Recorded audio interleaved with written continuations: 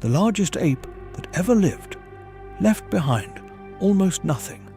No skeleton, no skull, no bones below the jaw, just teeth.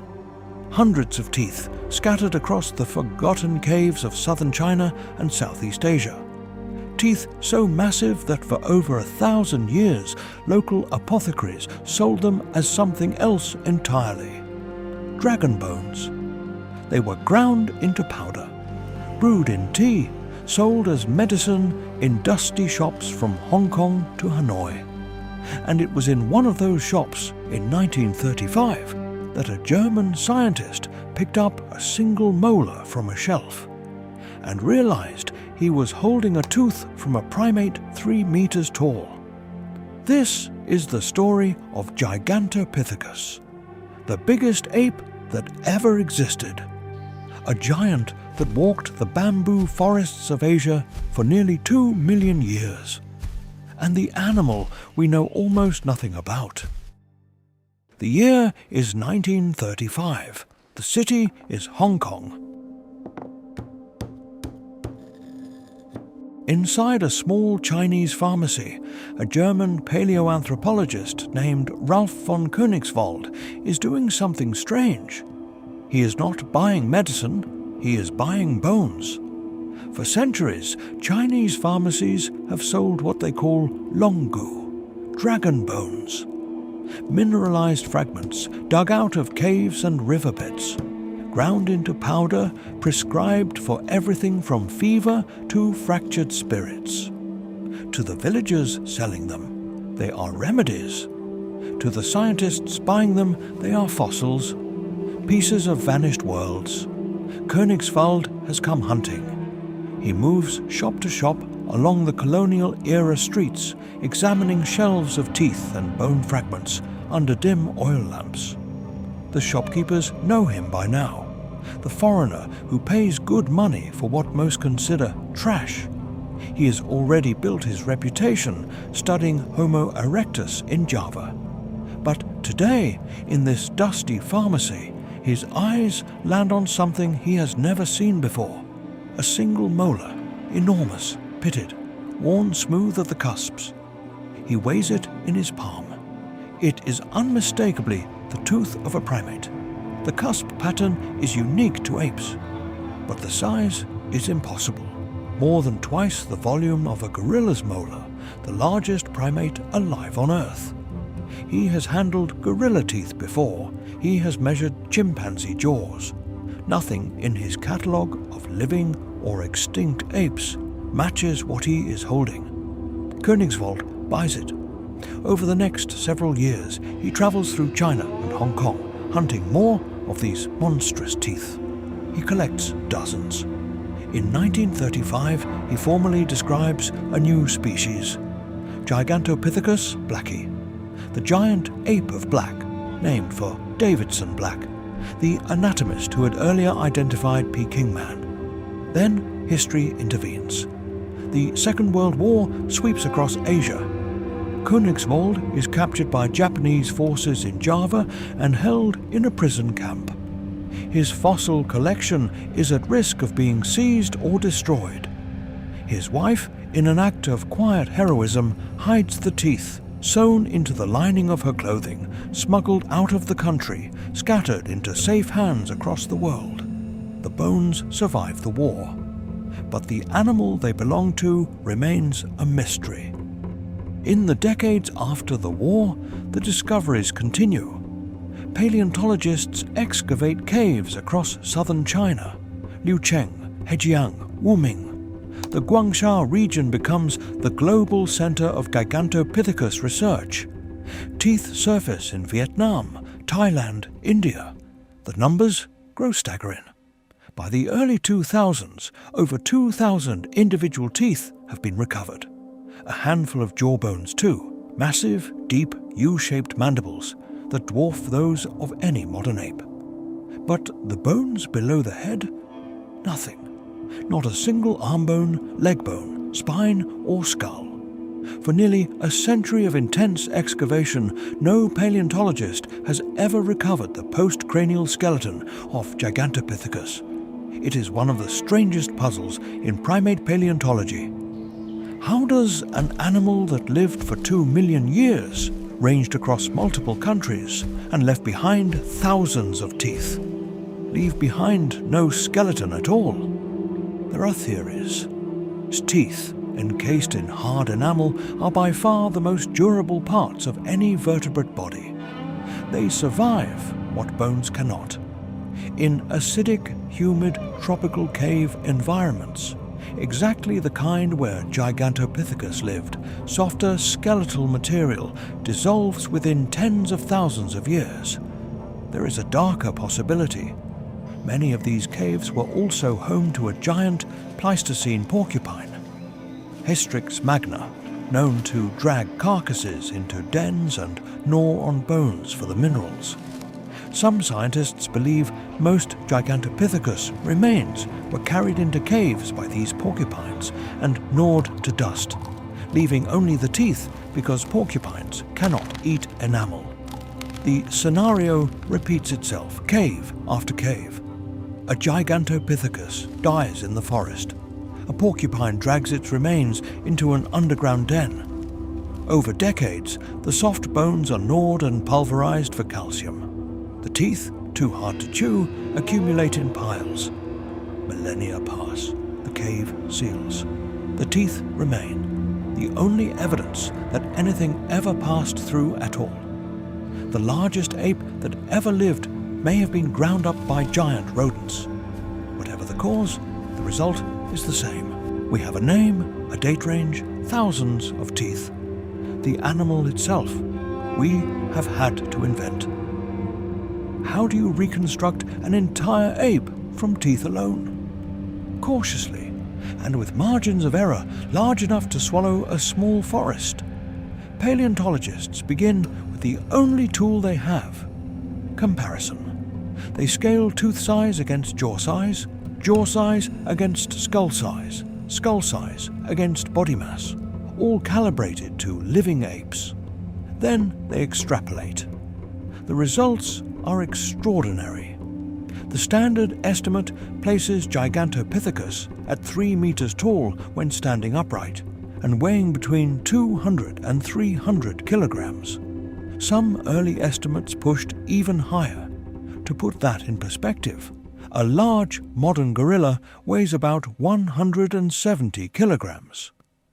Gigantopithecus was at least twice the mass of a silverback gorilla, possibly 3 times. Then there is the question of how it moved. For decades, popular reconstructions showed Gigantopithecus as a bipedal giant, walking upright through ancient Chinese forests. Some early researchers speculated this because of the deep, robust shape of its jawbones. The modern consensus is far more cautious. Today, Gigantopithecus is reconstructed as a knuckle walker, a slow, powerful quadruped with an orangutan-like body plan adapted to life on the ground, probably too large to climb trees as an adult. Almost certainly not a bipedal in any sustained sense. Picture a giant ground-dwelling orangutan, 2 to 3 times the mass of the largest living gorilla, walking through dense bamboo forest on all fours, long arms swinging beneath a heavy barrel-chested body. Its hands are wider than a human's head. Its shoulders are broader than a doorway. It does not run. It does not climb. It moves with the slow, measured force of something that has nothing to fear. That is our best guess. But it is a guess built on teeth.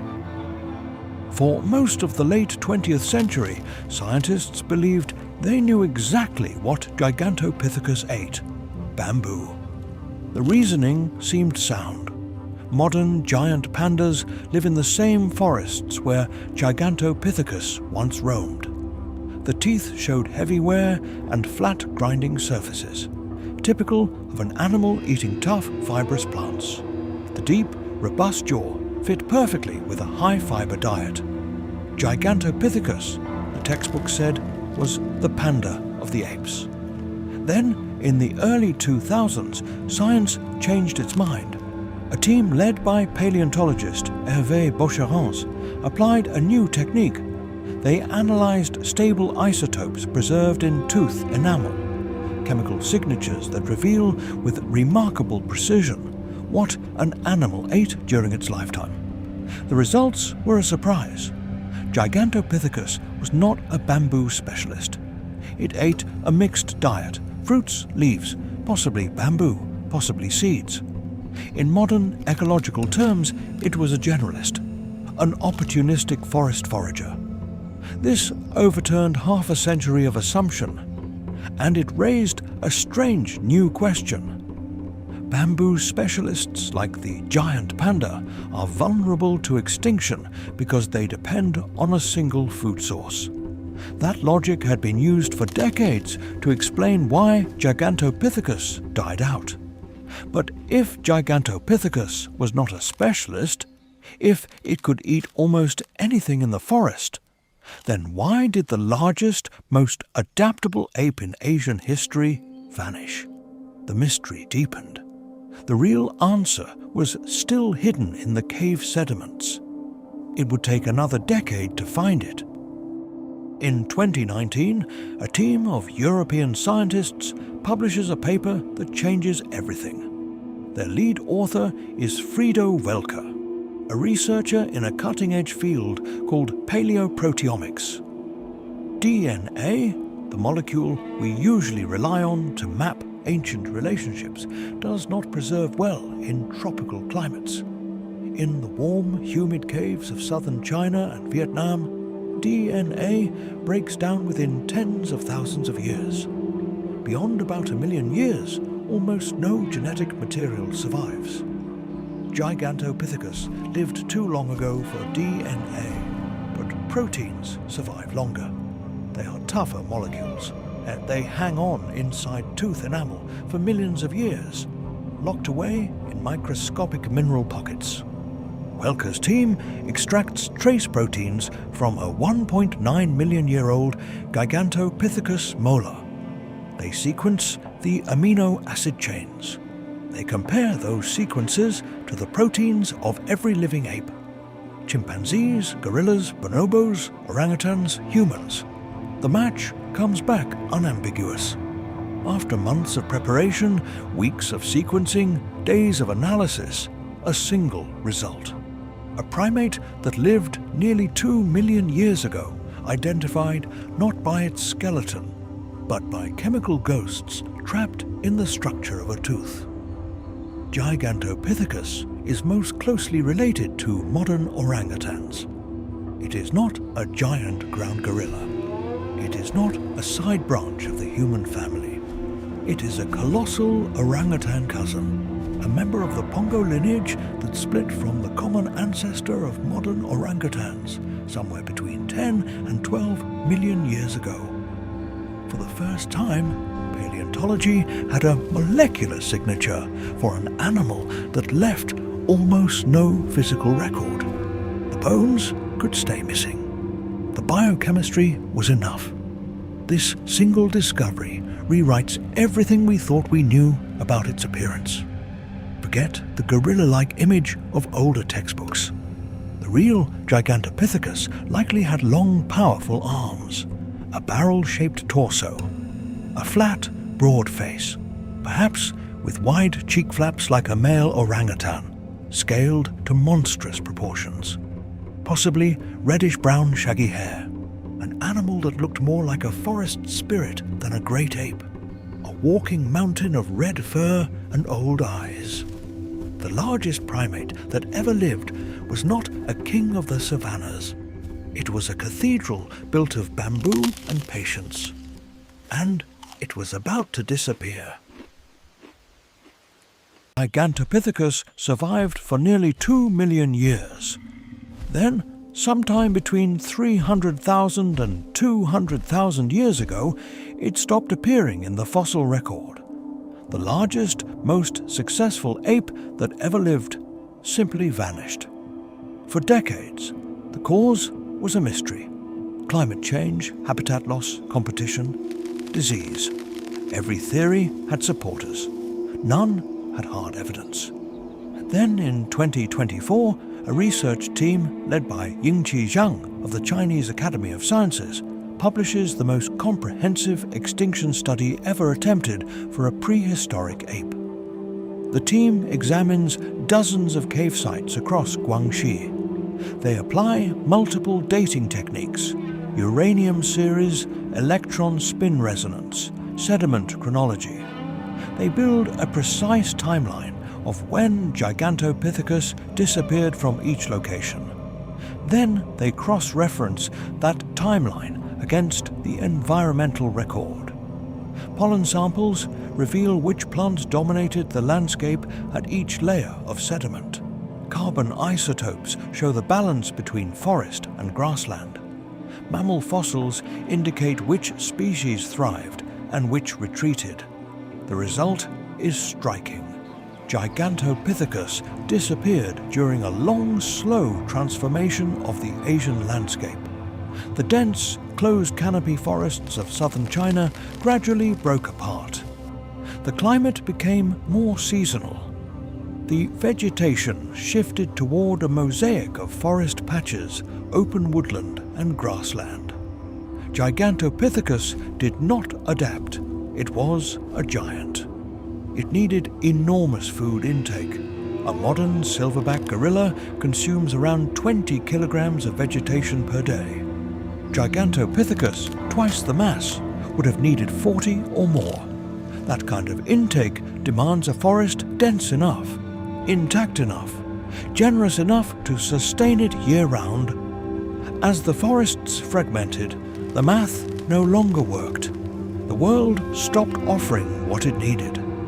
And here is the most haunting part of the story. Modern orangutans, the closest living relatives of Gigantopithecus, were facing the same climate changes. They survived, they adapted, they shifted their diet, they moved higher into the canopy. They specialized in a kind of agile, low-energy lifestyle that demanded less food and less space. Gigantopithecus could not. The giant version of the lineage went extinct. The smaller, more agile version made it. In the great evolutionary contest, size and strength lost.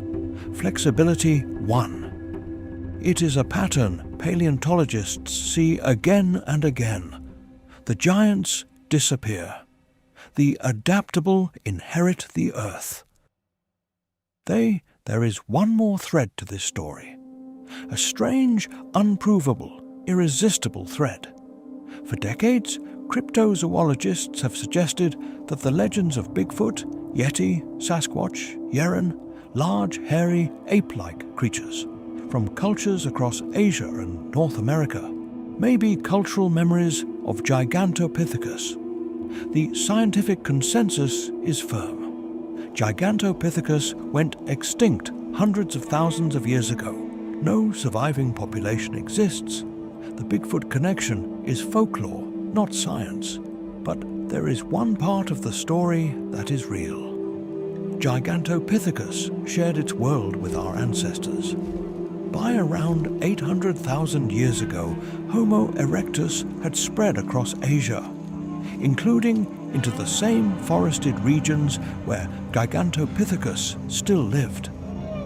The two species overlapped, possibly for tens of thousands of years. Across the bamboo valleys of southern China and the river plains of Vietnam, two species of large primate, one hairless and tool-making, the other enormous and ancient, moved through the same landscape. They drank from the same streams. They breathed the same morning fog. This means early humans almost certainly saw Gigantopithecus. They watched it moving through bamboo thickets. They heard it call. They watched it strip leaves from branches. They may have feared it. They may have hunted it. They may have simply avoided it. We have no archaeological evidence of direct interaction. No bones butchered by stone tools, no carvings, no surviving name in any oral tradition. But it happened. Somewhere in the deep memory of the human story, our ancestors stood and watched the largest primate that ever lived walk through a forest that no longer exists. And then, eventually, they watched it disappear.